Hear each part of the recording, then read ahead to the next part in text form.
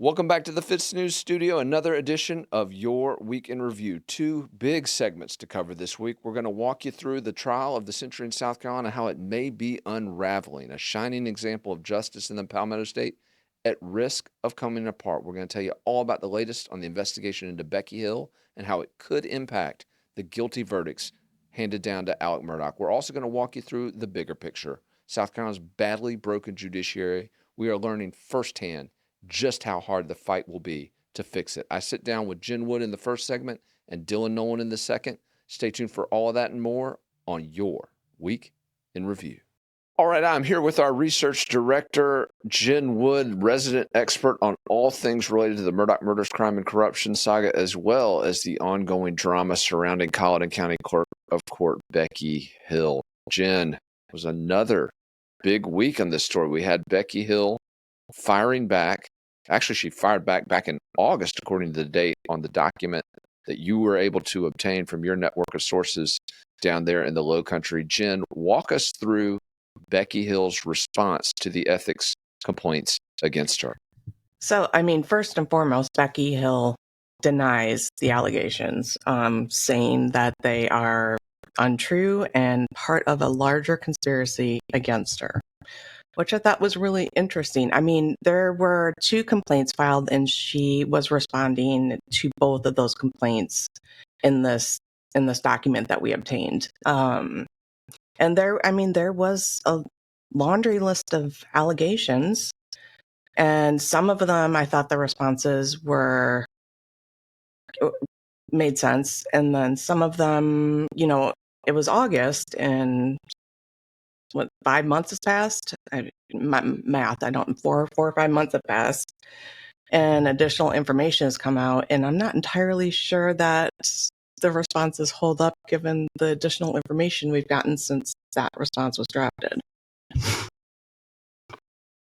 Before you get into it, I want to point something out. We reported, and you and I were working on all these reports several weeks ago on the basis of these complaints. And at the time we published them, there was a lot of blowback. There was a lot of pushback, people claiming, that we were wrong, we were making stuff up. Well, Jen, do we now see, not only did we nail exactly what was in these complaints, but we have the corresponding documentation of Becky Hill's own response to them. So all these folks out there, and again, we're going to address this in a little more detail as this segment continues. A lot of these folks out there who are throwing these conspiracy theories out there, we're going to address that. But first of all, let's point out for the record that everything you and I were reporting on earlier this month regarding these complaints was exactly what was in them, was it not? Yeah, point by point. And, while we haven't been able to obtain the second complaint, we only have one, we did get a good sense of what was in it prior to receiving Becky's response to that complaint. And, as she noted in her response, one was filed by a former employee of the clerk of court staff. She was the deputy clerk under Becky, and she's no longer employed. I don't know, the reason or, how she departed the staff. And then the other one was filed by a Beaufort County officer, which is interesting. Mm-hmm.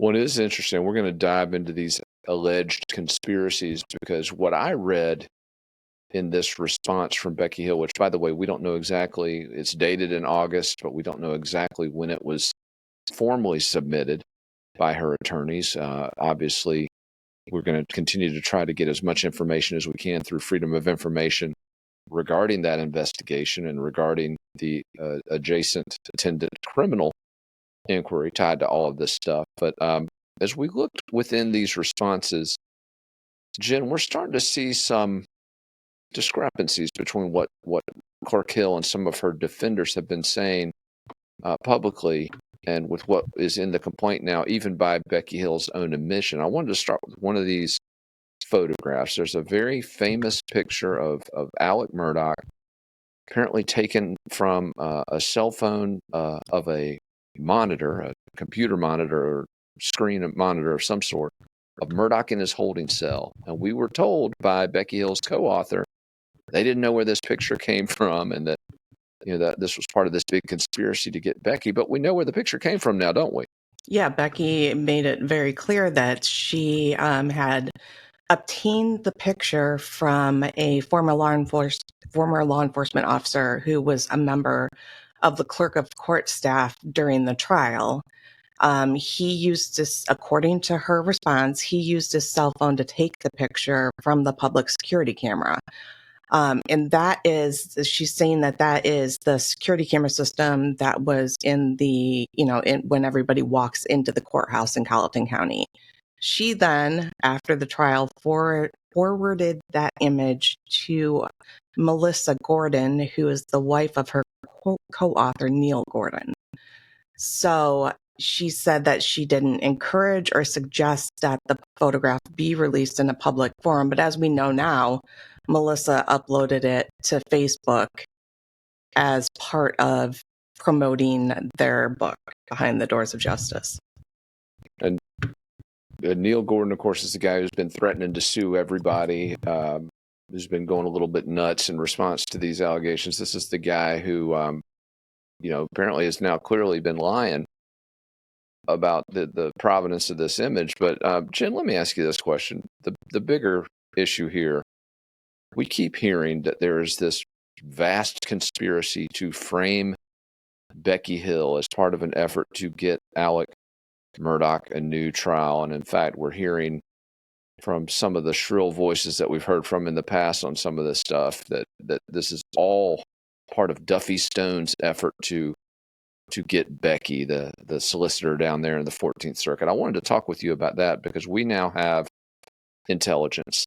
Obviously, we reported exclusively that Solicitor Stone sent this case to the Attorney General, asking him to impanel a grand jury, and the Attorney General, in response, took jurisdiction over the cases. He has yet to make a decision regarding what to do with them. We're going to talk about that in a second. But Jen, this notion of a vast conspiracy to undermine Becky Hill, we're not seeing that so far in the evidence and documents we're uncovering, are we? I mean, obviously she's alleging it, but we're not seeing anything to back that up, are we? I mean, a former employee filing an ethics complaint, you can say that that is, a conspiracy against her. She's mad. She wants to run for office. But if what is in the complaint is true, then it doesn't matter her motivation for filing that complaint. So, and I'm just not seeing, if you're saying it's a conspiracy against you, it doesn't make sense to me because the rationale for the computer, I can't get there. Can you? Well, let's talk a little bit as we look into the evolution of this investigation. I want to talk now about what we found as it relates to the investigation, because I'm with you. I'm not seeing the conspiracy, particularly now that Solicitor Stone, who, again, according to some of these folks peddling this stuff on various platforms, he's trying to take Becky Hill down. Now that he's off the case, I mean, where's the conspiracy that he has no jurisdiction anymore? But let's talk about where this is going from here, because we uncovered some information this week that was a bit disturbing. Although it was cutting the other way, it was perhaps conspiracy to inoculate Becky Hill from any allegations. And I'm referring, of course, to the SLED investigation, which, as we know, not only encompasses Becky Hill, but the only individual charged in connection with that investigation right now is her son, the former IT director for Colleton County, Jeffrey Colthill. And Jen, as you know, we learned this week that SLED agents are attempting to gather as much information as they can. They're trying to get Becky Hill's emails. They've obviously already got her phone, which was subpoenaed in connection with the investigation into her son. But as they are digging, there are some roadblocks being put up by the investigators in the Ethics Commission. And the question there is, who is SLED currently reporting to right now as it relates to their investigation? And what we're hearing is that as of right now, those reports are going to Creighton Waters, which would be a big problem. Creighton Waters, obviously the lead prosecutor on the Murdaugh case. But Jen, what are your thoughts here about Creighton Waters potentially having any role over whether or not to prosecute Becky Hill? I mean, so I think it's inappropriate. I don't think he should be anywhere near this case. The AG's office is so vested in that conviction, and for their staff to be overseeing this case is concerning. If they are, and again, if they are, right. If that's what they decide to do, keep it in the AG's office, and a SLED agent is reporting to Creighton, to me, there's just so many right now. People are questioning our system of justice in South Carolina, and they should be. This is disturbing. The amount of alleged corruption that we are seeing or being reported to us it's vast. And even this week, I just shook my head and said, this is going deeper than I even imagined. They need to assign somebody who isn't anywhere near the Murdoch case to oversee the investigation into Becky Hill. Well, and again, in fairness, the AG has yet to make a decision. So far, all he has done officially is assume that jurisdiction. And I want to actually give credit to our colleague Dylan Nolan. He and I were talking about this before we came on camera. And one of the things that Dylan pointed out was that, if Creighton Waters, well, actually, I said that, hey, if Creighton Waters is receiving information about the investigation into Becky Hill, that's one thing. Obviously, he has an evidentiary hearing coming up on the murder charges, the murder bid for a new trial by Alec Murdaugh. So certainly he's entitled to know what's happening. But Dylan's point was what he's not entitled or should not be entitled to have is prosecutorial discretion over Becky Hill or influence over someone who does in the AG's office, which would lead to the only solution I can see is for the AG to send this to another solicitor. Do you agree with that? Or absolutely, 100%. And there should send it out. Yeah, and there are very, very knowledgeable solicitors who could oversee this, who deal in, ethics investigation and corruption investigations. I just think that would make the most sense to me. Yeah. And Jen, you've done some amazing work in here. We're looking at some of your research here. We were looking at these federal funds. As we reported, there were 7 different pots of money that ethics investigators subpoenaed based on allegations of misappropriation by Becky Hill. We found one of those accounts where she gave herself pay raises, one in November of 2022, another one right at the end of the Murdoch trial in March of 2023. She gave herself $2,500 raises. And again, we're not necessarily saying that was improper, but those accounts are under scrutiny as it relates to these ethics investigations. Jen, once again, Becky Hill, a very passionate response to the Ethics Commission allegations, but are you seeing anything in that response which would cause you to either question Becky Hill and her narrative here, or anything lending validity to Becky Hill's perspective? What's your takeaway reading her response, your baseline assessment? My baseline assessment is that this is going to need a very impartial investigation. And I saw a lot of things in her statement that concerned me. Like, she addressed certain things, but not other things, which I thought was really interesting. The allegation that she misappropriated funds to give herself a bonus was in there, and she pointed out that, per their policies, those incentive funds are used for, anybody who works on child support enforcement. So furniture, equipment, bonuses for staff. But she didn't address the allegation that she gave herself a bonus necessarily. And, there was an exhibit and a text exchange between her and Laura Hayes, where Laura had questioned question her giving herself a bonus, and she laughed it off.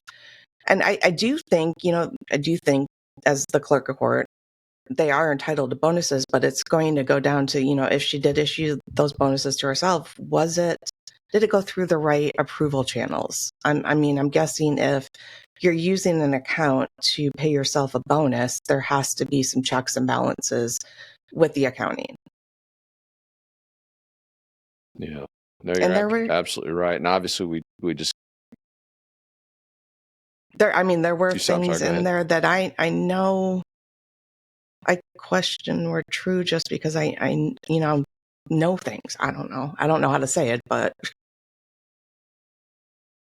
Red flags. You saw red flags yeah, in her I saw a response. lot of red flags.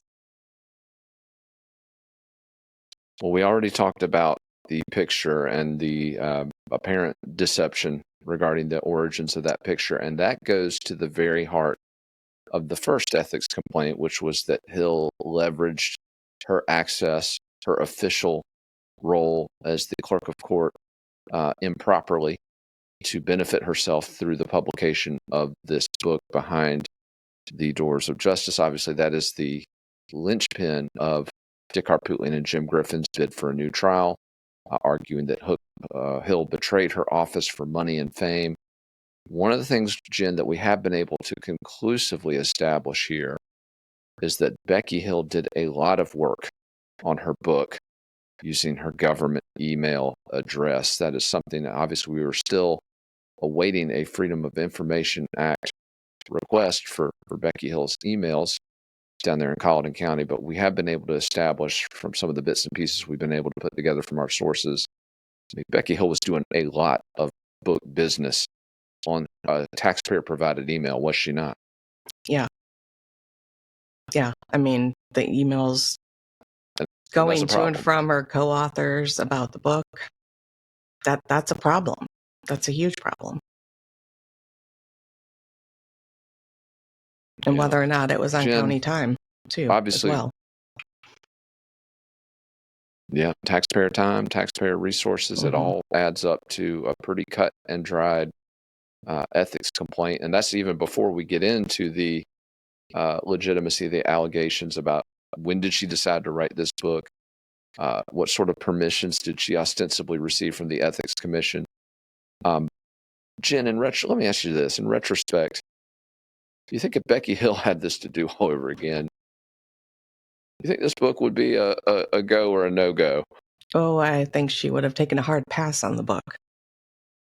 A real hard pass. And I think the book was a great idea. I think the timing of it was just horrible. I would have waited until I was out of office to write such a book. Right. And then the questions about the access, which obviously have her co-author and his spouse up in arms. Let's talk a little bit about that. We've had some drama on social media related to this story. Lawyer Laurie Murray, one of the top attorneys here in the Midlands region of South Carolina. She's a little bit colorful with language. She utters a few Welchos and Spanish oaths from time to time. But I've always liked Laurie Murray. And here's the thing I also want to point out. Laurie Murray's getting beat up pretty badly on social media. And in fact, I put out a tweet defending her, and I started getting beat up by some of these unicorn trolls or whatever the hell they are. But I want to point something out. We've been covering this story for a long time. We've been breaking a lot of news on this story for a long time.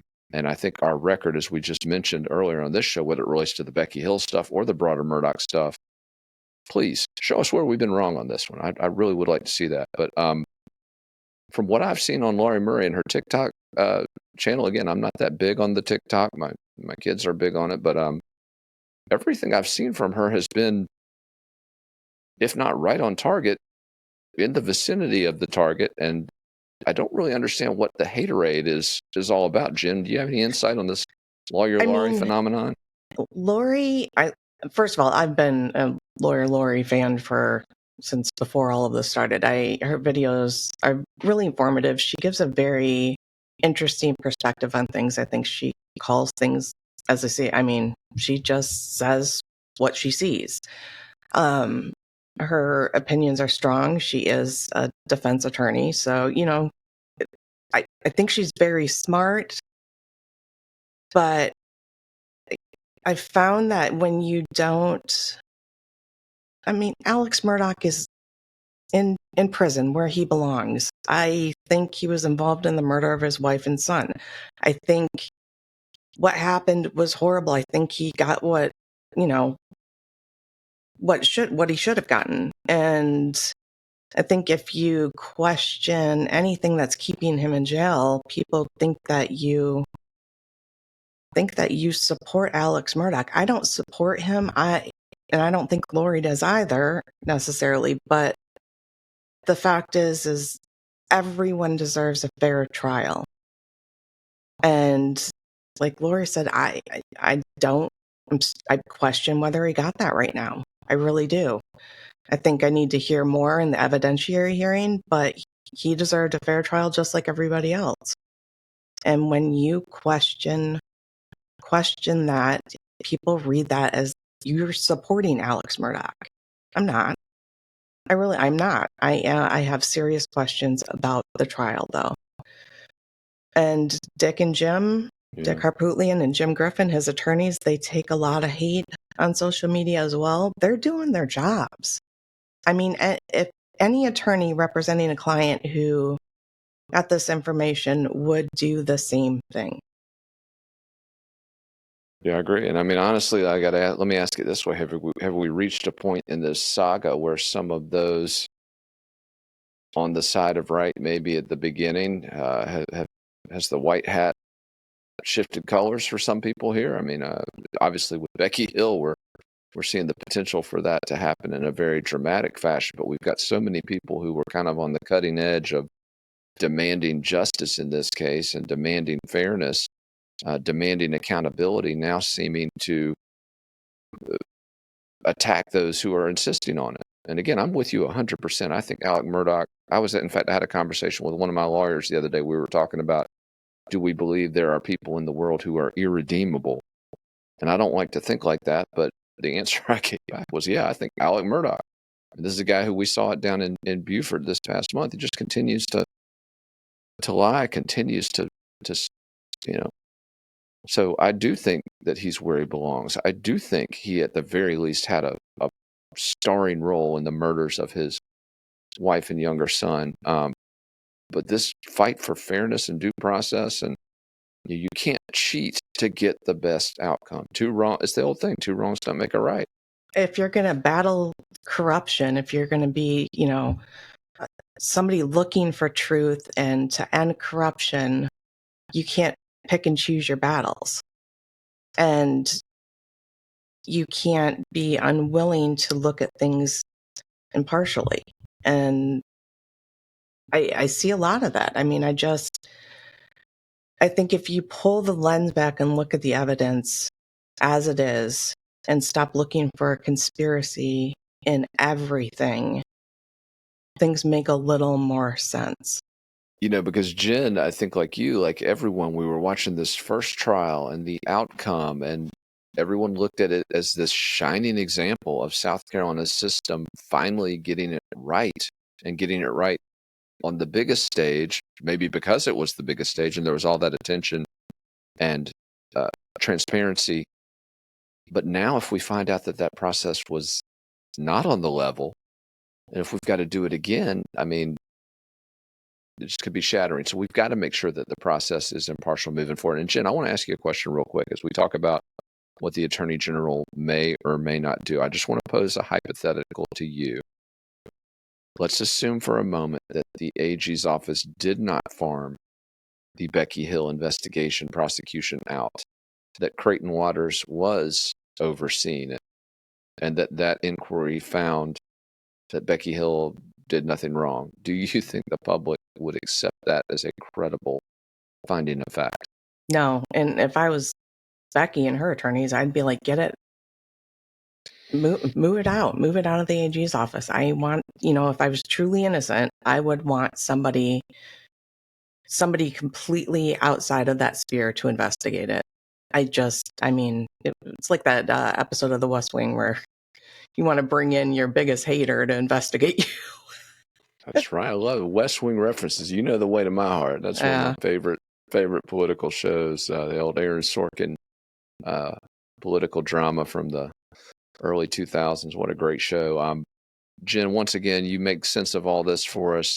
Your research on this, your reporting on this, I want to point that out. Jen Wood not only has been doing the research on this, but she's been doing the reporting and the writing on so many of these stories that have exposed major developments in this saga, and we will continue to track it moving forward. Jen, one last question for you on the retrial. We keep talking about this and where it's going to go and what might happen, and also I want to make clear the Attorney General of South Carolina has yet to issue a decision about what he is doing on this case. So I don't want to throw him under the bus before something has happened to warrant him being thrown under the bus, and he very well may refer it out, and so Right. we'll await that decision. But where are you right now, Jen? Let's go 0%, no chance, 100%, absolutely happening. Where are you on Alec Murdaugh getting a new trial as we sit here today? I think he's getting a new trial. I just think there's too many questions. There's too many. I mean, that's what I think. We still need a judge to be assigned to it. We still need an evidentiary hearing. But based on what I have seen to this point, I think we're looking at a new trial. So you're 100%. Yeah. 100%. Okay. I'm still in that 80 range, but now let me flip the script on you. With 0% being no chance and 100%, it's absolutely happening. Is there a massive conspiracy to frame Becky Hill to give Alec Murdaugh a new trial? What percentage are you on that? Very low. Jen, give me a number. Come on. You're killing me. I would say, 25%. I'd like maybe lower. Okay. What about you? I was gonna say 10%. You're more optimistic in the Becky Hill conspiracy than me. But then again, you listen to all those podcasts. And there are things that, kind of, have me question it a little bit, but then I have to pull back and say, most things aren't a giant conspiracy. Most. Yeah. Well, and the one thing that I am very proud of this media outlet, as we have covered this story from the beginning, is that we're going to go where it leads us. And you know what? If there is a vast conspiracy to frame Becky Hill, we are more than happy to report on that and cover it if that's where the evidence leads. So certainly going to keep an open mind on that moving forward. But Jen Wood, your reporting on this has been absolutely amazing. Thank you for helping us make sense of it on the show today. Thanks for having me. When powerful South Carolina Speaker of the House Merle Smith convened an ad hoc committee to study judicial selection reform in South Carolina, I referred to this panel as a status quo, cover your ass, circle jerk. Well, it turns out I was a bit too polite, because what this panel is doing is covering up institutional injustice. This group exists for one purpose only, and that is to preserve South Carolina's failed status quo when it comes to the way judges are chosen.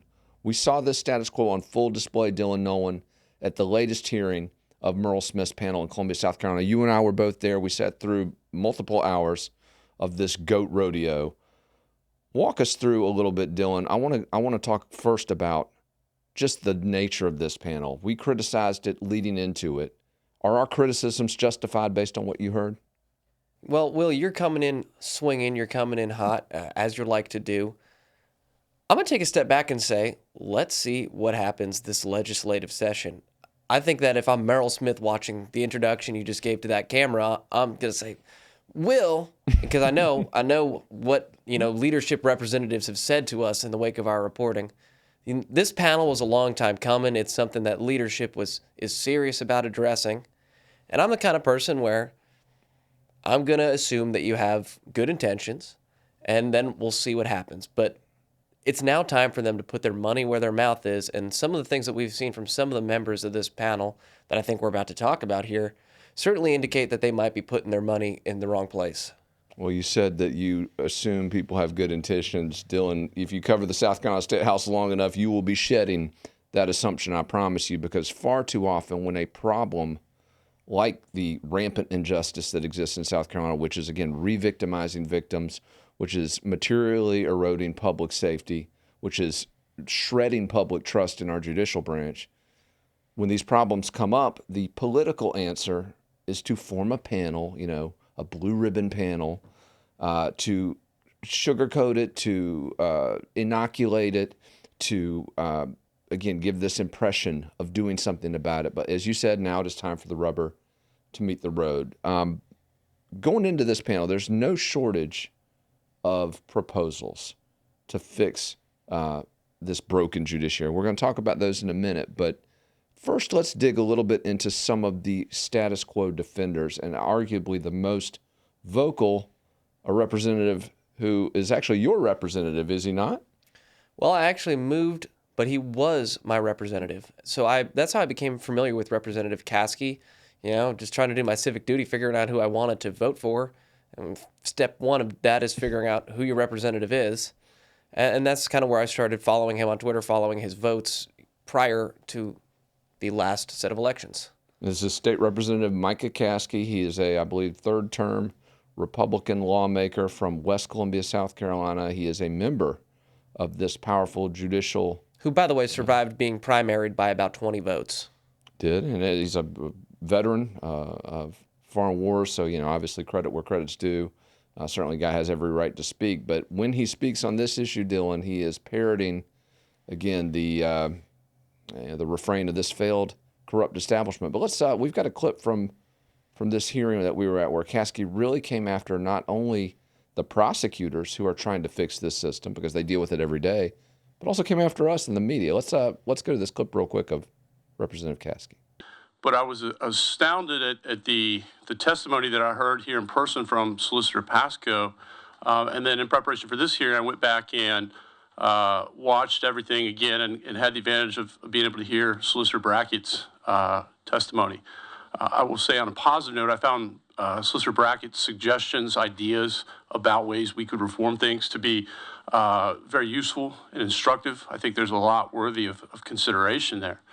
But one of the things that stood out to me in the hearing that really blew me away were the slanderous accusations that were thrown about. And insofar as, Mr. Speaker, you referenced coverage of these hearings, I was disappointed to see that in the coverage of all of this, nobody has gone back and even looked at what the record in their own papers say. So in particular, when we talk about Christy Harrington, a case that I knew nothing about coming into that hearing, I just went to the Google machine and said, what's out there? And it turns out that there were people who said at the time that there were problems with her candidacy and that there's at least the possibility that her unsuccessful candidacy was as a result of a meritorious evaluation. And it wasn't simply, as it was put at one point, JMSC member Peter McCoy, who, as it turns out, wasn't on the JMSC at the time she was screened. In fact, Peter McCoy never participated in a JMSC screening. Instead, what I did find in the paper back at the time of her hearing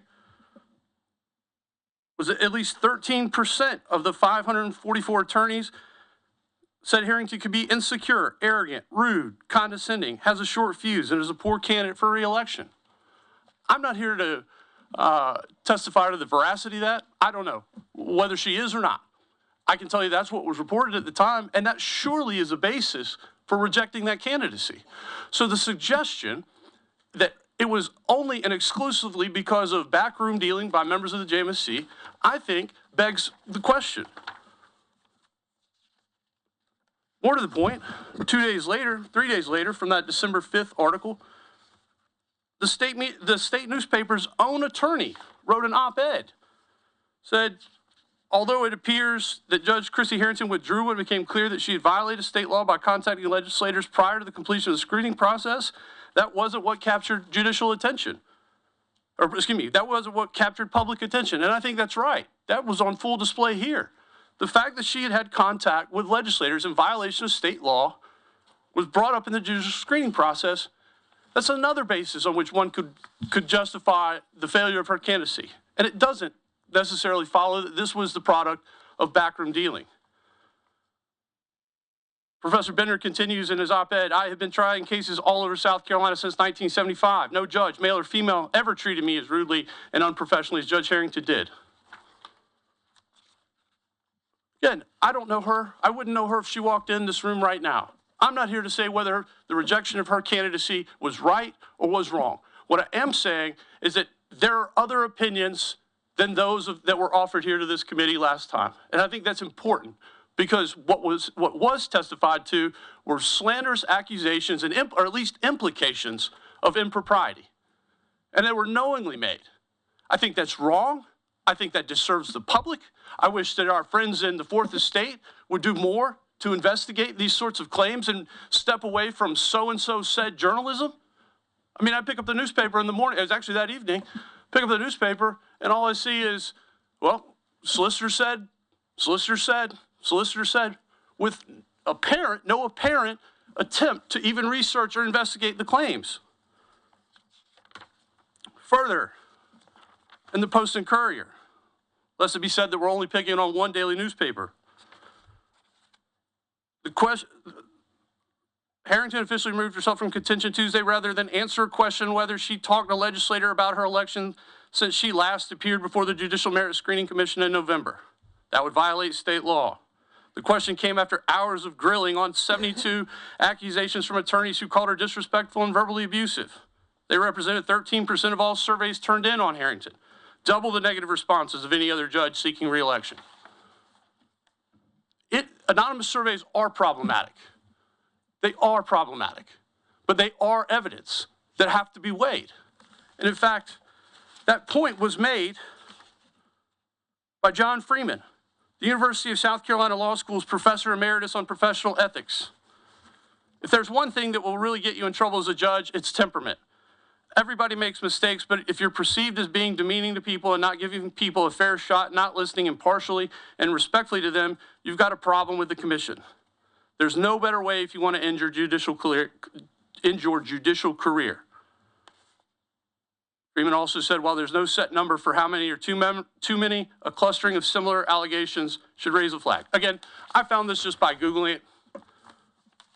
I don't know how true they are, but what I do know is that the public is disserved by saying, oh, because I heard from my friends that this one legislator got a continuance or didn't get a continuance in a plea case, as it turns out, had a plea continued, that we necessarily have a corrupt, rotten system.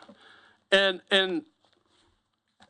I'm frustrated in this, Mr. Speaker, because I don't hear anyone else applying critical questioning to what is being presented to this commission or this committee. I'm not here to defend the status quo.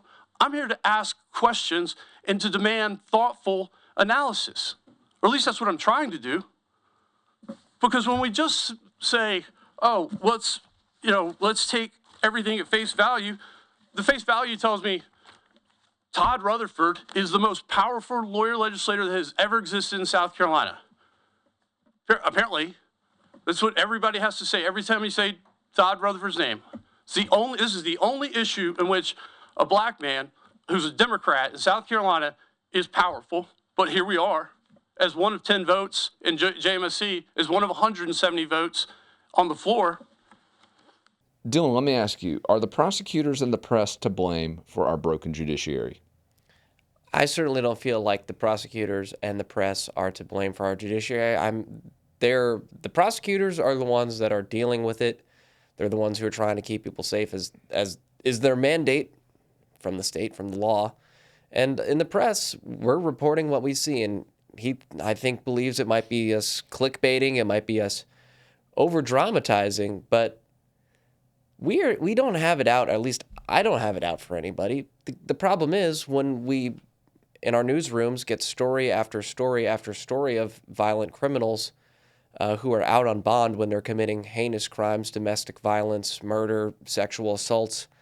How can you not report that in good conscience? And Representative Caskey accused multiple media outlets, the state, the Post and Courier. He didn't take a direct shot at us this time, but of doing kind of he said, she said journalism, the implication being that we're quoting without getting the full context or providing the full context. And I just want to point out that on our story about the second Judicial Ad Hoc Committee meeting, the previous one, there were some pretty serious allegations leveled against Senate Judiciary Chairman Luke Rankin. Solicitor David Pasco basically accused him of calling the head of the Office of the Disciplinary Counsel and having him sit directly behind somebody who was appearing before the JMSC, the panel which selects judicial candidates, to intimidate her. And this, obviously, if Senator Rankin is doing this, putting his thumb on the scale in that way, is incredibly inappropriate. And I quoted this. This is something that a solicitor said at a public meeting. This is completely normal journalism. Now, I reached out to Senator Rankin. I asked his office if they wanted to provide comment on this story. However, I did so, I believe, the night before this story was published. I didn't feel that there was adequate time between me asking this question and us publishing for me to put the classic journalist slap in the face line of failed to respond to a request. Refused to comment, yeah. Right. That's a real, if you say that as a journalist, you're really making a lot of implications there. And as I said, these people who we're going to be working with over a long period of time, who they need to be on board if change is going to happen. I'm not going to slap Senator Rankin in the face unless I am sure. But if you're going to accuse me of not, or accuse the media in general of not doing a good faith effort of getting the real story here, I'm happy to say what I'm doing to try to investigate the veracity of these claims, and I am putting in work to do that. Well, I am glad he didn't call us out by name on this one, because Representative Caskey has actually availed himself of our open microphone in the past. Again, FITSNews, it's not just about what we think is happening. We're going to tell you, obviously, what we think, but the purpose of our media outlet is to host a bigger conversation. And in that conversation, we featured Representative Caskey's voice and the voice of dozens of other lawmakers. And I actually think he's one of the most intelligent guys making the case for the establishment. He's certainly a sharp lawyer. As you say, he's a Marine Corps veteran. I would love to see him in this studio, and I'd love to see you and him go back and forth on this issue. And I think that he's a guy that would actually be willing to sit down and do that. So who knows? Maybe we'll see that in the future. But I think it's unfair for these establishment, the folks who want things to stay the way that it is, to characterize the media reporting on just what is happening in this state, a state that has very high violent crime rates, and a state where a lot of the violent crimes are committed by folks who have long rap sheets, as being opportunist. It's just, we're reporting on reality. We're not trying to take pot shots here.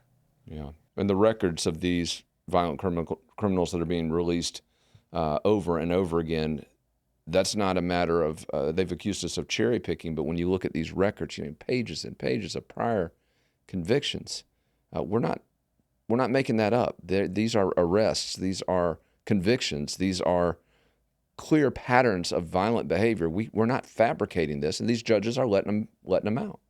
But let me ask you this, Dylan. You said Representative Caskey was an intelligent advocate for the status quo. I agree with that completely. Let's talk about a member of the panel who wasn't quite as intelligent an advocate for the status quo, but a full-throated sycophant nonetheless. I'm referring to Robbie Robbins, a lawyer legislator from down in the Low Country.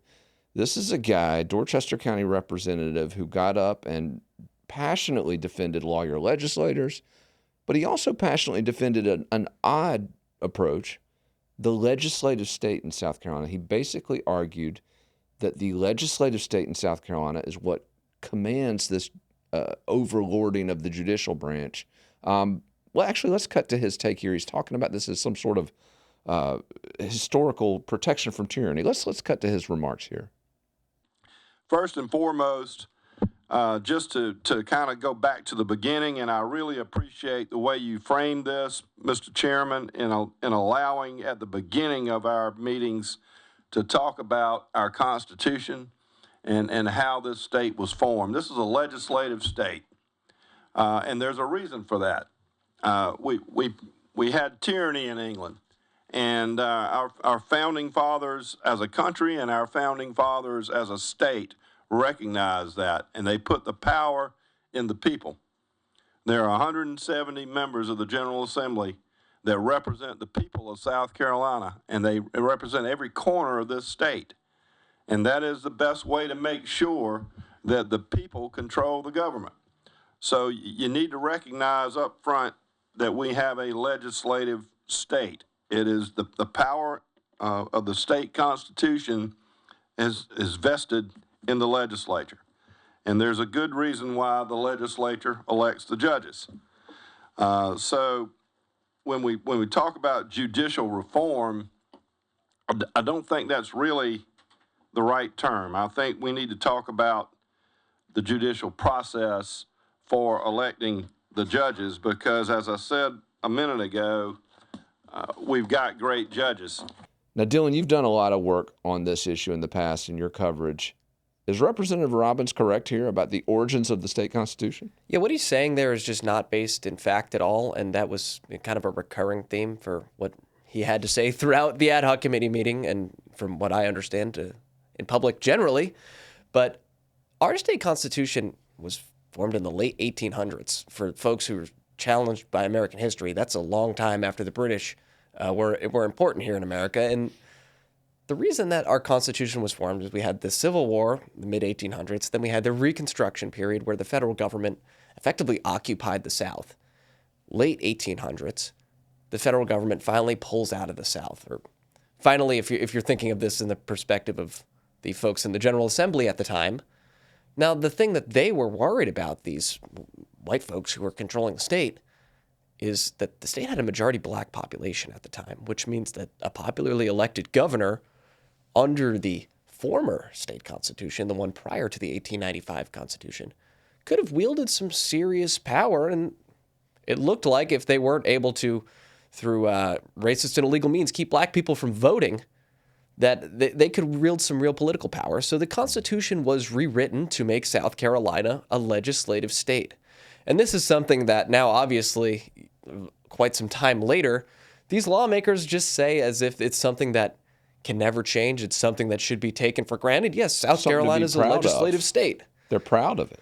They are, and they say it as if, well, nothing's going to change that. Well, maybe nothing right now is on the table to change that, but I think that the more people that understand the fundamental flaws in our Constitution, and by the way, there's a reason that most states aren't organized this way, and that's because legislatures, think about the South Carolina legislature, they're not professionals.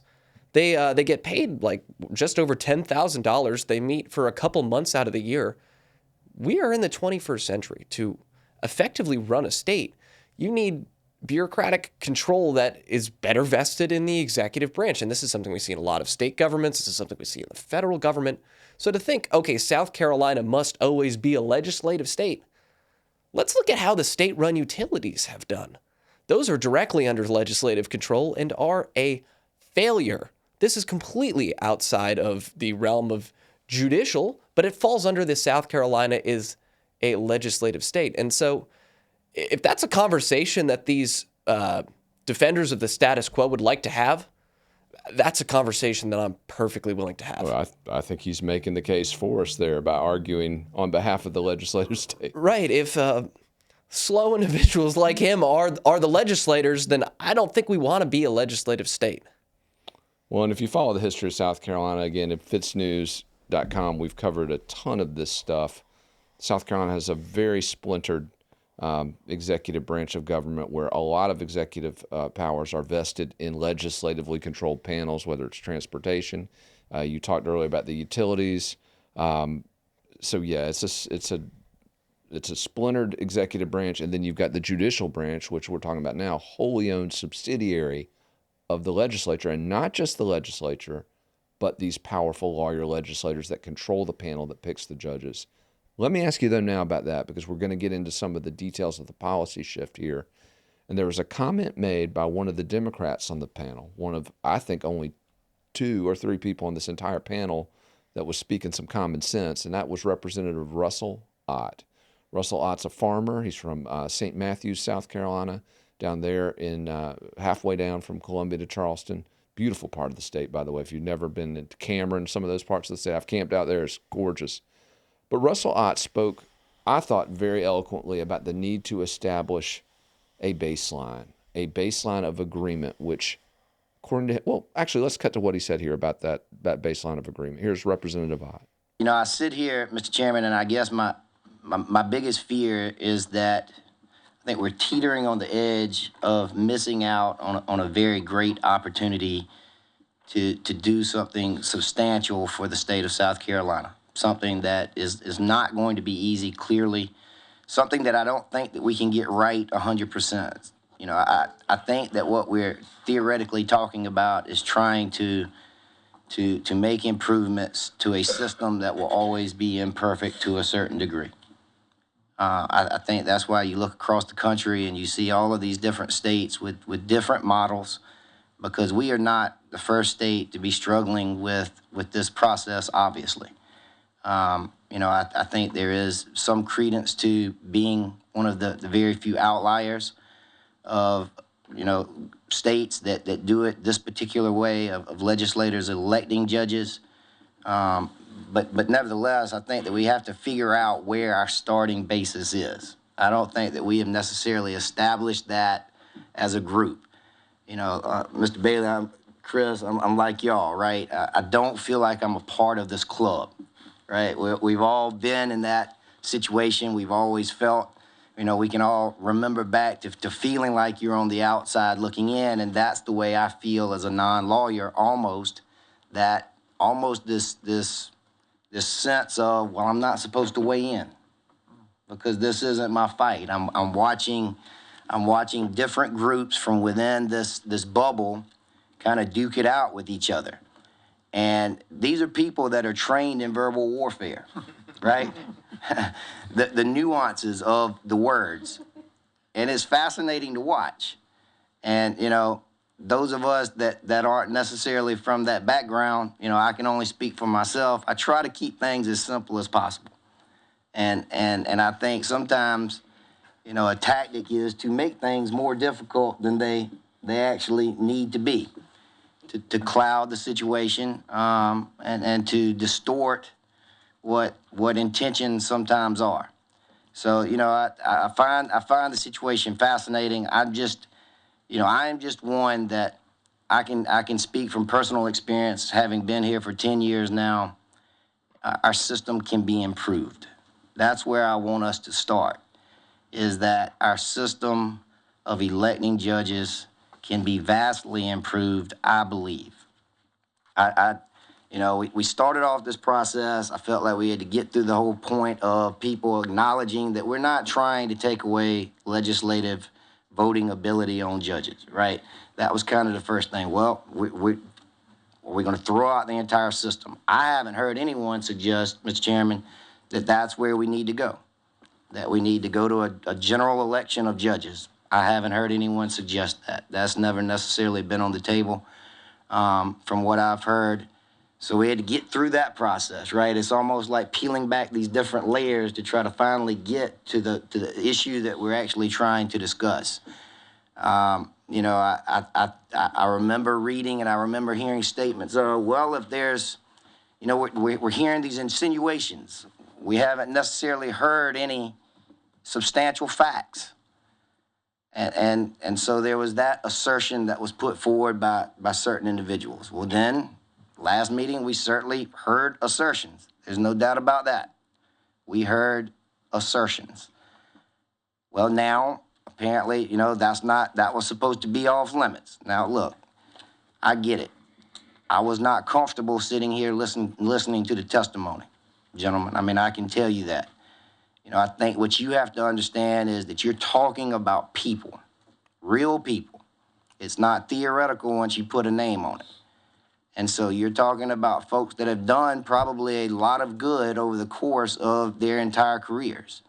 But then you're singling out individual situations that can diminish a lot of the good that individuals have done over the course of their career and casting some of that into doubt. That is tough. That is especially tough when you're talking to people who have served with those individuals from time to time.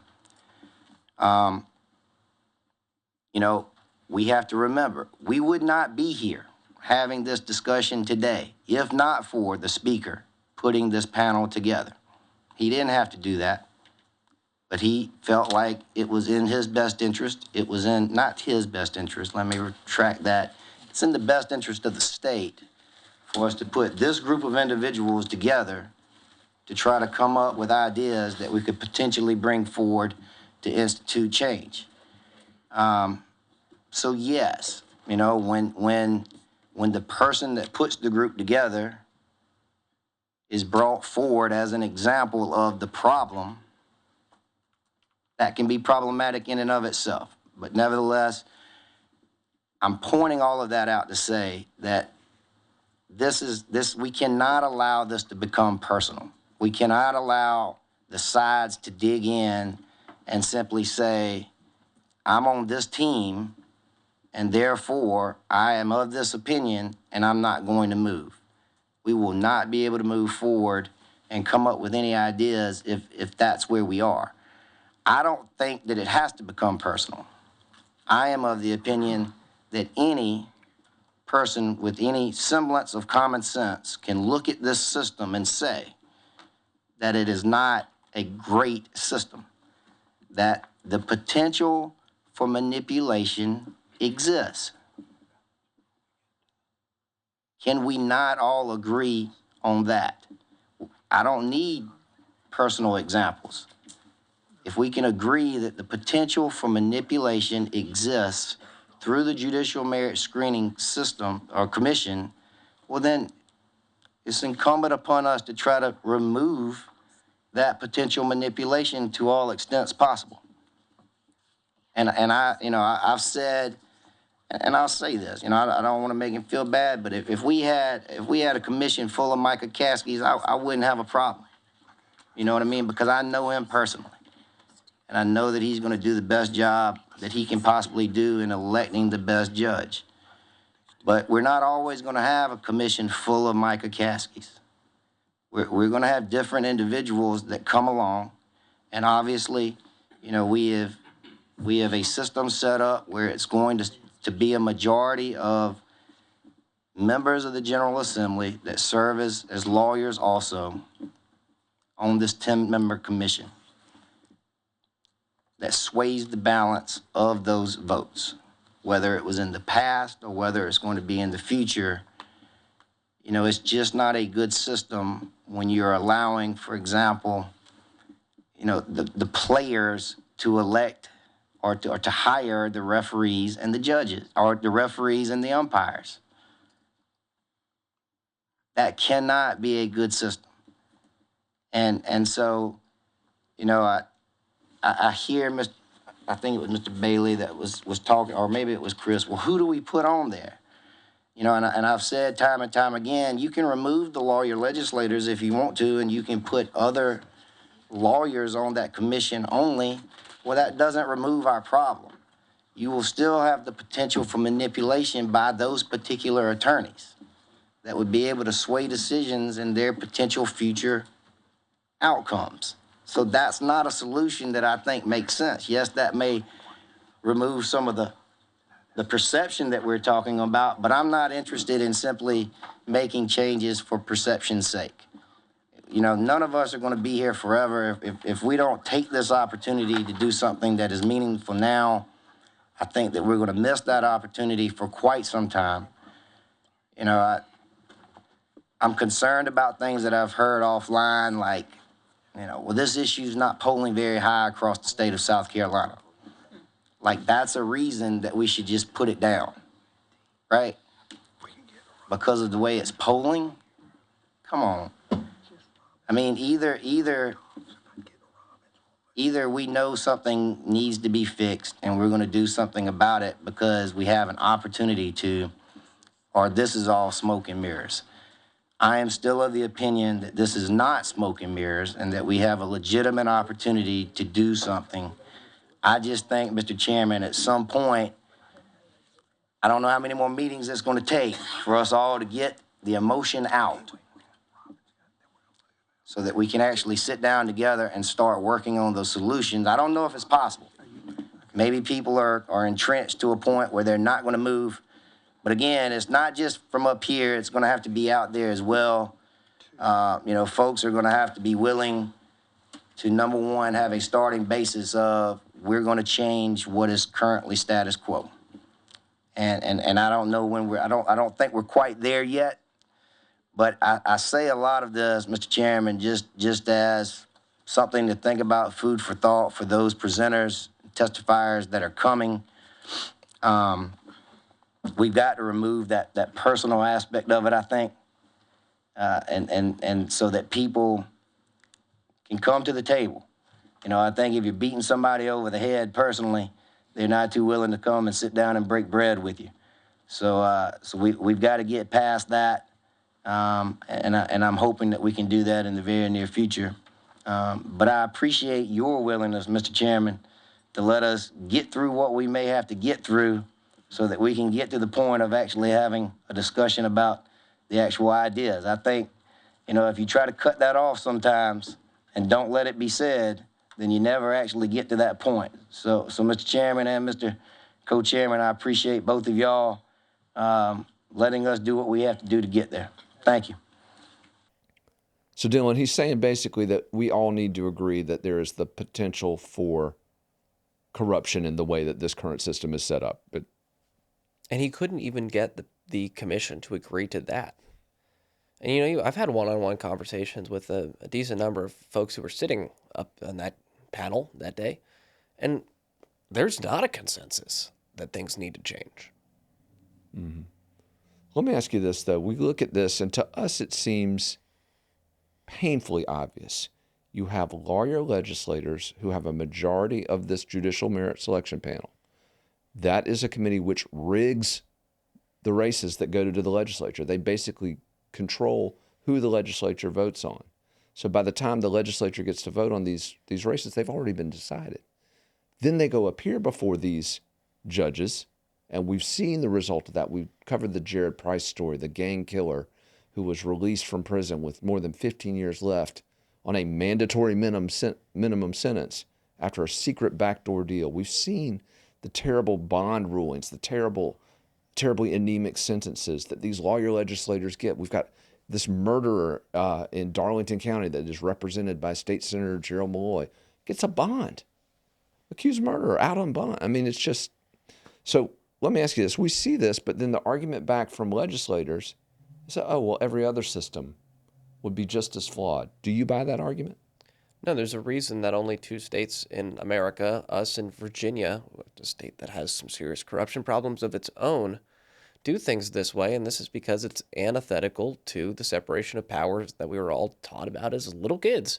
It really takes somebody just looking at this from an outside perspective, and I'm not somebody who came up in the South Carolina legislature. I moved to South Carolina to go to college, and I love it here, and now I live here.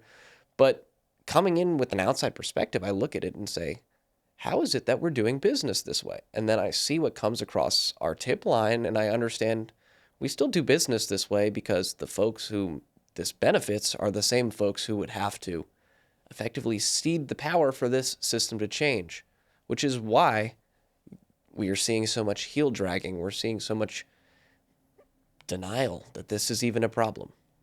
Well, and we got a lot of clips to come through here, so let's go to one of them. I wanted to bring this one up. We talked about this too. Chief Mark Keel of the State Law Enforcement Division. At least the lawmakers and the panel seem to agree that there was a perception issue, and I thought this clip, we're going to hear from Mark Keel about that perception problem right now. There's a perception among many that the judicial branch in this state is not a co-equal branch of government and is beholden to those who empower them. Perception does not wish this into reality, but it remains that you must have public trust to have a functioning criminal justice system, a functioning judiciary. You must have every piece functioning as designed. Given the data before you, my testimony is that we do not currently have that in the state. We cannot arrest our way out of this. We can't incarcerate our way out of it. However, we can begin to hold offenders accountable. When bonds are set, when bonds are violated, when cases are adjudicated, and when probation is violated. And that, Mr. Chairman, is my comments. So Dylan, he's talking about public faith in our justice system being eroded. We see it every day. Do you think that the lawmakers who listened to Keel's testimony understand that? I think they do. I don't know how many of them have. I think they're going to be as interested in fixing it as it, and relative to how much it changes their chances of being elected next time. So the only language they'll understand is political pressure. Well, we talked about perception. I want to get into a little bit of the reality, because one of the individuals who spoke before this panel, you've got a great relationship with him. He's arguably the best trial lawyer in the state of South Carolina, just a revered criminal defense attorney, one of the smartest people we've ever been privileged to have in our studios, Jack Swirling. He addressed this panel and spoke pointedly about some of the advantages that lawyer legislators have over him when it comes to these cases. And let's get a quick clip here from Jack Swirling, who spoke about that discrepancy. I have clients who come in and say, well, can you do what so-and-so does? Can you get the sentence that so-and-so does? Can you delay my cases for 2 years like so-and-so can? And so I hear that from clients who come to see me. I also hear it from other lawyers who are dealing with the same kind of situation. They hear it from their prospective clients, that there are people who are lawyer legislators who may not be saying it, because you have to take that with a grain of salt. People may come in and just say, well, so-and-so said this, so-and-so can do this. I don't accept all of that as true. But if it is true, it's wrong. And we have to clean that up. But ladies and gentlemen, that is the public perception, that certain lawyers have influence in the courts more than other lawyers do. Let me just close with this. And I can't say that this exists. I can only tell you what I've heard.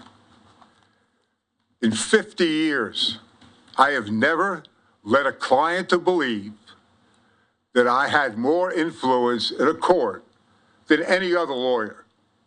And I don't think that's what's happening anymore. I think there are people who are claiming that they have more influence, more power than the average lawyer does. And I don't like it.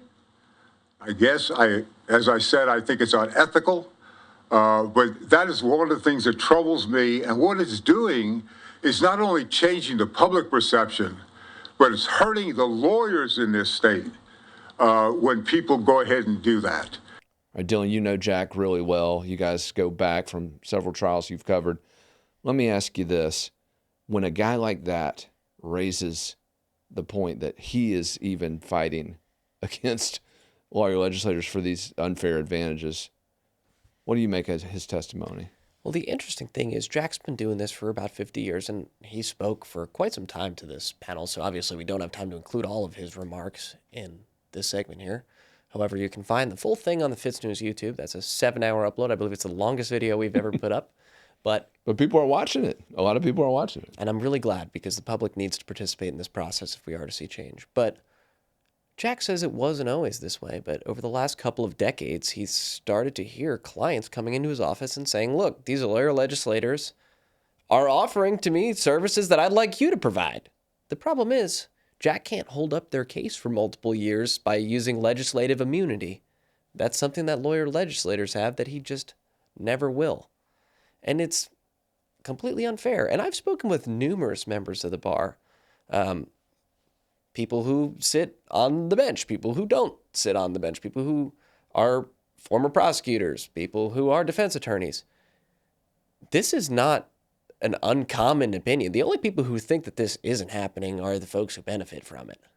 Well, let's talk about this problem, because we've reported in the past, it was less than 2 years ago, I believe, that the Supreme Court issued an order, public order, telling judges to start calling cases involving lawyer legislators. But then the very next day, an email was sent kind of under the table to these solicitors and to the judges saying, well, cancel that. Pay no attention to that public order.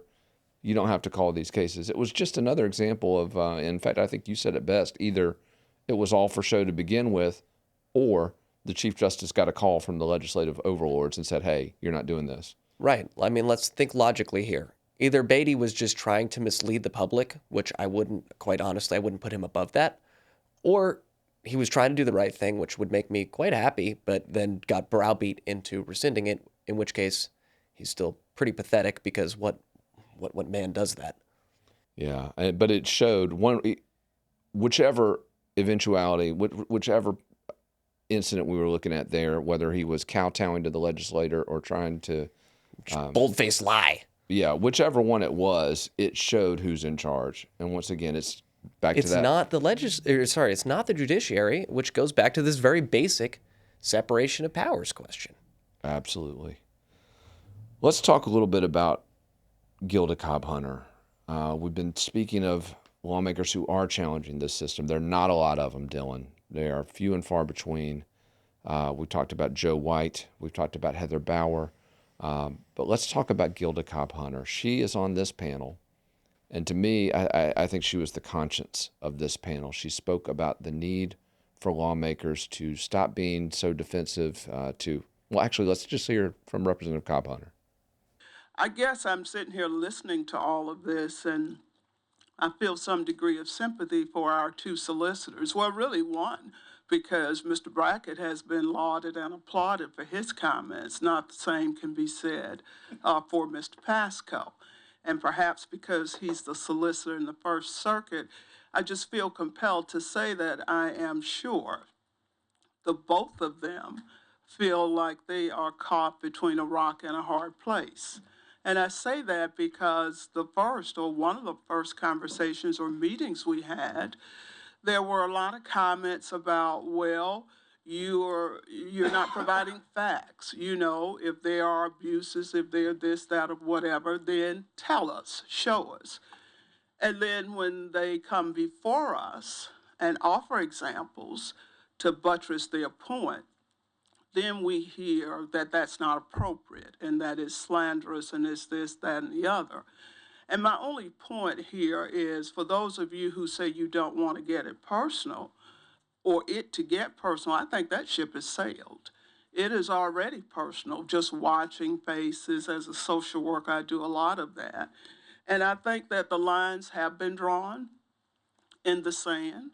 And there are people up here who have a sense of the need to protect the status quo, if you will. There are others who don't really understand the status quo, and there are some who are just glad to be up here. And I'm simply trying to understand the charges that the speaker shared when he put us all on this committee. He gave us three things that we needed to take a look at. One of those three things, the whole magistrates reform, has really just been given a cursory kind of conversation. But the reality of it for me is that perception is reality. And the reality is, while the speaker formed this committee, I am convinced that this committee was formed because of the public outcry about recent incidents. The biggest room for improvement in the House is the biggest room in the House is a room for improvement. The speaker said in the letter he shared with all of us that he wanted us to take a look at the system. He acknowledged that it was not perfect. And what I understood our charge to be was to figure out how we could make it a bit more so, not perfect, but at least identify and address what people have said are examples. When Mr. Robbins was given the makeup of the ideal JMSC and he talked about the bar, I listened closely and there was one area that was not included, and that's public defenders and the defense bar. So I'm one who is for, if we're gonna change this, and that's a big if in my book, then we need to be as comprehensive as possible. I personally would have absolutely no heartbreak or heartburn, I should say, over no legislators being on the committee. Not just lawyer legislators, no legislators. Let's have a committee made up of people who don't have a vested interest in appearing before the judiciary. And I'll just be frank, y'all, I don't see how we can sit up here and say with a straight face that we don't think there's influence in this system. I am in the courtroom every once in a while. I deal with victims of violence. And so I come at this from a victim's perspective. And I can tell you from that perspective, I'm very, shall I say, concerned about how some cases are handled when the defendant has a lawyer legislator, even more so when a defendant has a lawyer legislator who is a part of the JMSC. Now, I know my colleagues up here don't appreciate me saying that, but that's too bad because that's what I believe. And I am hopeful, Mr. Chair, that we really can do some good here and stop being so territorial and so defensive and really take a deep dive into this issue and what can be done to change the public's perception. I don't know what that is. I listened intently as I've heard comments about from the podium about the executive branch having an appointment. And I hear comments from up here about not giving the governor that appointment. And it begs the question, so we trust the executive on some things, but not on others? And what happens to the argument that I've heard over the years that the governor is the one entity, aside from those other constitutional officers, but the governor is always held up as an example of somebody who everybody votes for or votes against, as the case may be. And so I'm having trouble melding those two positions. One hand, it's okay to let him do some things. On the other hand, keep your hands off JMS, keep your hands off the judiciary. And so I look forward to conversations. I would hope that we could have a frank discussion without people's feelings continuing to be hurt.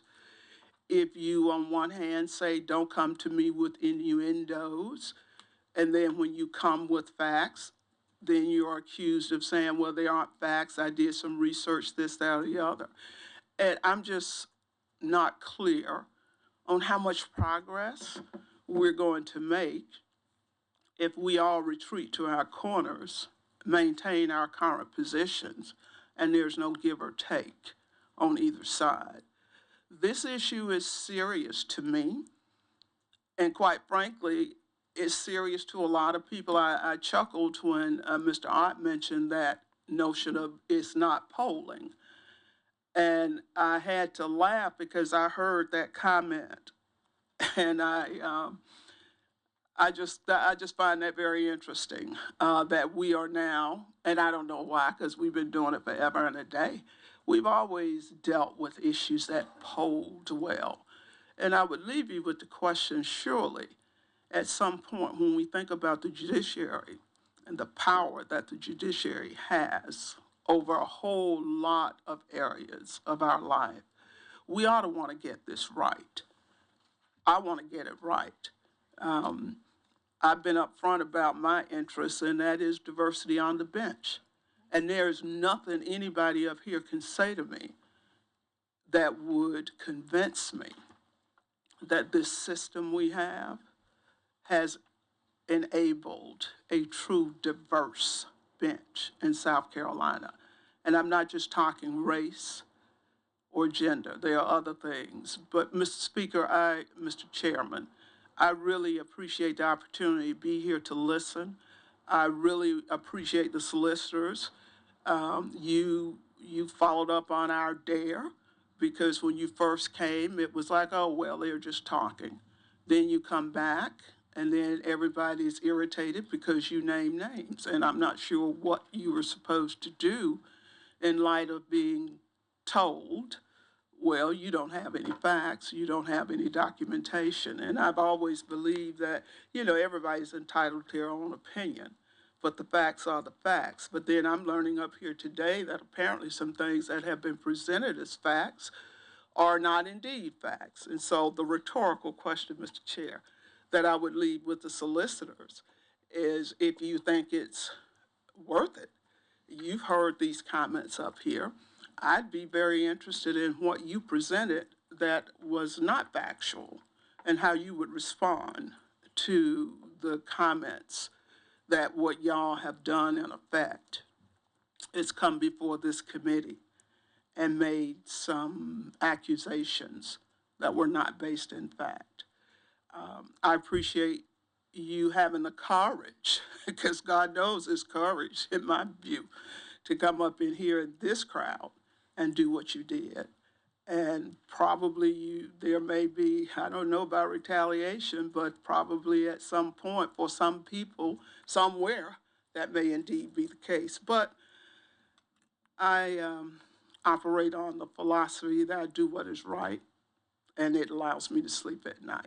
So thank you for being here, Mr. Chairman. Thank you. I appreciate it. Opportunity.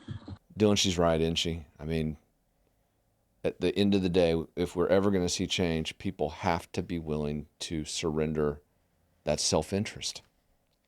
Yeah, and I think we've taken some earned flack on this program before, for you and I are both guys who think right on some issues, particularly economic issues. Golden Cobb Hunter is about as blue as they come. And let me tell you, she's speaking a lot more truth than anybody who is a Republican on this panel. No, she absolutely is. And I think she's the conscience of that panel. And also one of the sponsors of legislation aimed at fixing this problem. But we've covered a lot here. I want to get us to the discussion of the proposed solutions. And shortly after this panel convened, we had Representative White, Joe White, who we've been talking about. He was actually praised by Representative Cobb Hunter. But we had him in our studio. He has been the driving force in the legislature to fix this broken, unequal, unjust, unfair system. We sat down with him about where this process is moving forward, and I wanted to cut real quick to a clip from that interview. Lawyer legislators in South Carolina, who comprise 32% of the General Assembly, 27% in the House, and 43% in the Senate, do not want to. That's the short answer. They don't want to. Why not? Okay, this is going to get me in some trouble. My constituents might like this, but the legislators may not, because they are puppets controlled by big money that does not want the judicial system to change. Those lawyer legislators, they don't have much money, but they are connected to people who do have a lot of money, and those people don't want the system to change. You made a prediction. This was it was one of the first court hearings you went to, and one of my attorneys was there, Pete Strom, very powerful guy who's a member of the panel that picks those judges. And you had overheard a conversation where Pete had said, as long as Merle Smith is running this show, we got nothing to worry about. And we saw this past week in Columbia, South Carolina, there was a meeting of Merle Smith's panel, which he has established to discuss judicial reform. And what I noticed, I attended one of those hearings. Our producer, Dylan Nolan, has attended all those hearings. But the outright hostility of the legislative leadership toward this issue, the way that they are attempting to blame the media, blame the victims, accusing us of cherry-picking narratives. Let me ask you this. That panel and the speaker's reform efforts, do you have any faith that the speaker will get behind a legitimate judicial reform bill? Any faith at all? No. There were only two people that I think that were picked for that panel who have any real thought of wanting judicial reform. Golden Cobb Hunter and Russell Ott. Both Democrats. Both Democrats. They're the only two people that I saw on that panel that I have witnessed in this last year in the legislature that seem to want judicial reform. Now, there were two people that spoke out this week that I was very proud of. Tommy Pope, he's a powerful legislator, and Weston Newton. They both indicated that they have some desire to see some legislation passed that would begin to level the playing field a little bit when it comes to who gets to be judges in South Carolina. In fact, Tommy, he spoke at a meeting I was at in Charleston last summer, and it was a meeting that was conducted by Alan Wilson. Alan, as you know, is promoting judicial reform. And near the end of that presentation, Alan asked if anybody wanted to make comments, and Tommy Pope did speak up. He spoke up very strongly in favor of judicial reform. He's a former prosecutor. He understands that when criminal defense attorneys get to pick who the judges are going to be, it's not a level playing field. And so he spoke up at that meeting near the end, and he was very strong in his desire to see judicial reform and to get the executive branch involved in some way helping to decide who the judges are going to be. And I went to him immediately after that, and I said, Tommy, I love what you just said. I said, I've got a couple of bills out there that would change the makeup of the JMSC, and which is the panel that picks the yes, candidates. Judicial Merit Selection Commission, 10, 5 appointed by the House Speaker, 5 by the Senate. Currently run by lawyer legislators. That's right. 6 of the 10 are lawyer legislators. 8 of the 10 are criminal defense attorneys. And I said, I would like to co-sponsor that bill. When you write that bill, I'd love to be a co-sponsor on your bill. And he said, he said, I just have to wait and see what Merle wants. So even though he spoke up then, he spoke up yesterday, I just wish, I know Tommy has it in him, a desire to see us level the playing field so that prosecutors have an opportunity to create justice within our court system. And I would love for Tommy to step up and say, I'm going to take charge. I'm going to see this happen. But it's just hard for me to envision us doing something that will dramatically change. I talked to Speaker Smith last year, and I told him about my bill 4183 that would allow the governor to appoint 6 of the 10 members to the JMSC. Mm-hmm. And Speaker Smith said to me, he said, Joe, I think it's feasible. He said, I think maybe 4. We'd let the governor appoint 4. Well, at this point, if even that went through, I'd be surprised, because from what I'm seeing now, the resistance has gotten stronger. Mm-hmm. So we'll see. But resistance has gotten stronger to fixing the system. To fixing the system. I said to you earlier, I wonder what they'd think if I proposed a bill that said we're going to have 8 sheriffs on the JMSC. Would that be okay? I mean, if it's okay to have 8 criminal defense attorneys, and that's going to be fair, wouldn't it be fair to have 8 sheriffs? Mm-hmm. Well, of course not. I mean, I've talked about this all over the state. You're a South Carolina fan, and I just ask you: is it okay for Clemson to pick the referees in the game next year? They don't. I thought is it okay for Clemson to pick the referees in the game next? And South Carolina fans think that would be unfair, and Clemson fans think it would be unfair for the South Carolina fans to pick or South Carolina coaches to pick the referees next year. I don't understand why that would be unfair, but it's not unfair to let 8 criminal defense attorneys decide who can be the judges. Dylan, we need 169 more Joe Whites, don't we?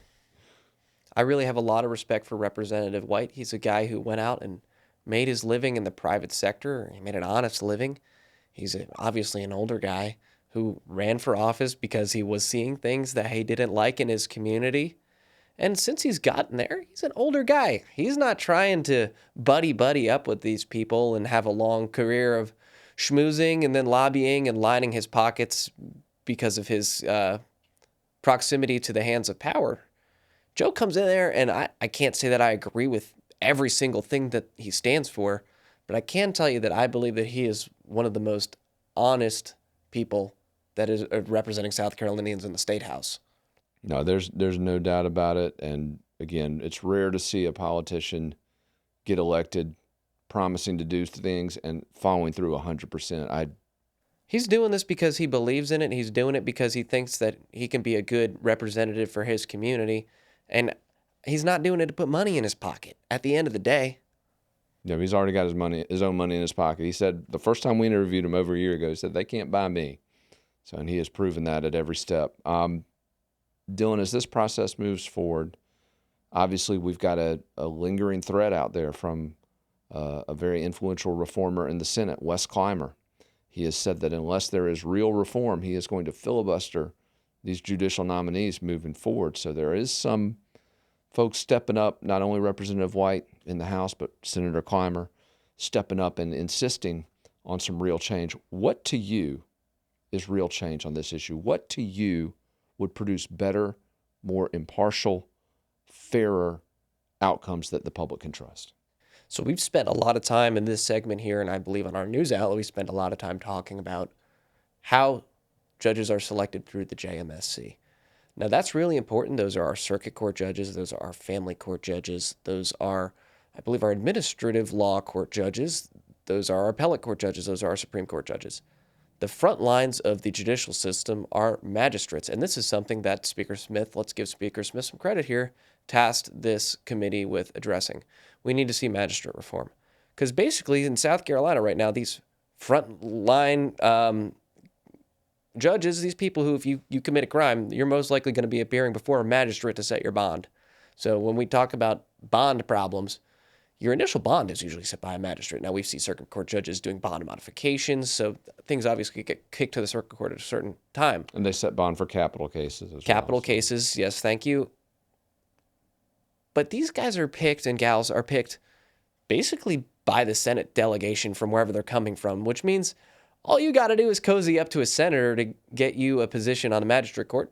By the way, you don't even need a law degree, which we can debate whether that's a good thing or a bad thing. That's kind of a thing for another time. You might immediately think, well, you're going to be a judge, you should have a law degree. But I do believe, that I don't think we have enough members of the bar here to have everybody that's a magistrate have a law degree. So I think if they can take a level of training that proves that they're competent, I would accept that personally. That's a conversation for another day. That is something, though, we need to see change in how magistrates are picked so that it's not just cozying up with the senator, because that gives senators inappropriate influence. It gives them an opportunity to do quite corrupt things. So that needs to change. As far as the JMSC, I'm somebody who thinks that we need to have a constitutional reordering in South Carolina. Now, that's not something that is politically on the table at all right now. This is something I think a lot of people are quick to say, well, we need to make the concession to get anything passed. And I understand this is an election year, so there's a lot of ability to leverage these lawmakers to get something across the finish line right now. And believe me, I'm going to push this legislative session to make sure that in these conversations, the truth is brought forward so that we can get the best bill that we can possibly get here. That being said, if you want to ask me what's really going to lead to South Carolina becoming the state that it has the potential to become in the next few decades, I think that a broader restructuring of our state government to take some of the power that has been vested in the hands of the legislature, which through decades of underperformance. Let's look at education. Let's look at transportation. Let's look at upward economic mobility. Let's look at power infrastructure. Let's look at internet infrastructure. Has our legislature proved that the power which has been vested in their hands, they've done good things with? No, they've proven that they can keep themselves in power. They can keep winning their easy primaries. Not only have they failed, Dylan, they have failed at an ever-escalating tab to the taxpayers. Government in South Carolina has grown exponentially since Republicans took power back 2 decades ago, a little over 2 decades ago. It has been a spending orgy that the Democrats, which preceded them, would have only dared to dream. And yet, as you point out, the outcomes. But you put an R next to your name, and most voters who in South Carolina are Republicans aren't going to question it. You're a Republican. And I think they that all campaign as conservatives. Right. They all campaign as conservatives and spend like drunken sailors. And it's unfortunate because we saw during COVID-19 the horrific policies in a lot of the Northeast, in California, drove a lot of really talented individuals who any state would be happy to have within their borders, to leave, the folks who had problems with these policies. And I think that if South Carolina had schools that are worth sending your kid to, they had the infrastructure that you would need to move a big company here and have all your employees have a place to live and, decent transportation to get trucks around, we could have been the state that these people moved to if we had competitive income tax policies, if we had competitive corporate tax policies. And yet our legislature steps on all of these things. So I don't want to stray too far away from judicial reform, but if you look at this panel, they box it in. They say, well, South Carolina is a legislative state, so we have to operate within these guidelines. We don't even need to have a JMSC. We can have a completely different way of doing things. And I take the point of folks like Representative Caskey who say, well, you can't just be for tearing everything down. You need to have a better system to replace it. However, this panel should not be predicated on South Carolina being a legislative state so that smart folks like Representative Caskey can figure out the next system. And of course, I don't think that Representative Caskey himself would be the guy putting this forward, but I could see somebody like Wes Clymer, a guy who has the business acumen, who has the head on his shoulders to actually look at other states and put together a realistic model of what South Carolina could do to become competitive in the next 30 years, including judicial reform, including reform of transportation policy. I think that that's the direction we need to move. But I think that you probably have some more realistic aspirations. What would you like to see happen, barring this whole, let's just concede to them this constitutional point that South Carolina is a legislative state right now. Conceding that point, what would you like to see happen this legislative session that you believe that there is actually enough political capital to move over the finish line right now? Well, unfortunately, I don't believe that anything short of a constitutional change will get us the outcomes that we need. But since you asked the question very directly, I'll try to answer it very directly. I think the first and most important thing that can be done is to remove all lawyer legislators from the Judicial Merit Selection Commission and bar them from casting votes in the legislature once candidates are screened out. Bar them from picking the judges, bar them from voting on the judges. If you're going to appear before a judge in South Carolina, you should have nothing to do with their screening and selection or voting for them. So that's my view. But Dylan, you pointed something out as you spoke earlier. All these things that Dylan's talked about, whether it's our anti-competitive tax structure, our underperforming schools, our crumbling infrastructure, all of these things, FITSNews.com has been focused on for years. We have been calling these politicians out. So as we close this segment, I want to look directly to you, Speaker Merle Smith. You failed on all these other fronts. Your Republican colleagues have failed on all these other fronts. I want to tell you very simply, if you wish to be taken seriously on the issue of judicial reform in South Carolina, then be serious about the issue of judicial reform in South Carolina, because as long as you are engaged in covering up this corrupt establishment, we will continue to call you out. Thanks again for joining us on another edition of The Week in Review. As we head to the holiday season, I just wanted to let you know we are doing a big subscription drive in the hopes of getting all of our subscribers to give the gift of Fitz to someone in their lives. Now, I filmed a video earlier this week for the subscription drive, but Dylan Nolan, our Director of Special Projects you just heard from in that last segment, I think he said it much better than I did. I wanted to cut to Dylan's video for our subscription drive. Dylan Nolan here for FITSNews, and today I'm not breaking a story, but I'm letting you know that we are running a special holiday deal. Until Christmas, you can buy yourself or somebody else a whole year of FITSNews for $60.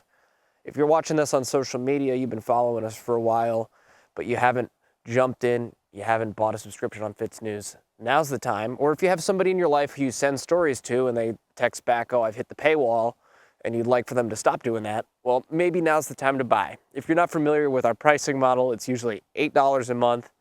So if you get a whole year at $60, that's a really good deal. And importantly, I think Will emphasized this a couple days ago, but it helps us hold our leadership here in South Carolina accountable. And of course, you might not care about the public service aspect, but here's what's important to you. We do it in a really compelling way. We tell the news better than anybody else, and that's because we're not beholden to corporate overlords, meaning we're allowed to cover the stories that other news outlets aren't allowed to cover, and we're allowed to say the things that other news outlets aren't allowed to say.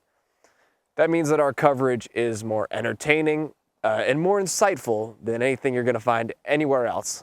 We cover the things that matter, but we're only able to do that thanks to your support. So if you're on the fence or you're looking for a great gift this holiday season, it would mean the world to us, and hopefully to whoever you give this to if you get a FITSNews subscription. You have until Christmas to take advantage of this deal. Thank you so much.